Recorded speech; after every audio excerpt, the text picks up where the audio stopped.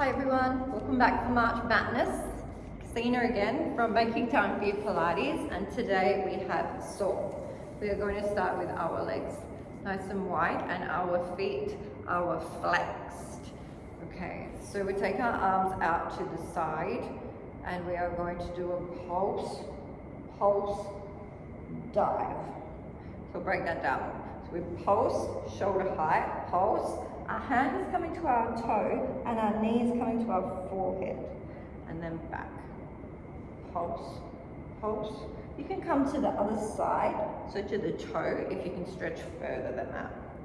And we're going to soar up our foot. And I'll do that one more time. We soar off the foot. And pulse, pulse, soar. And that is Pilates Saw. Thank you very much.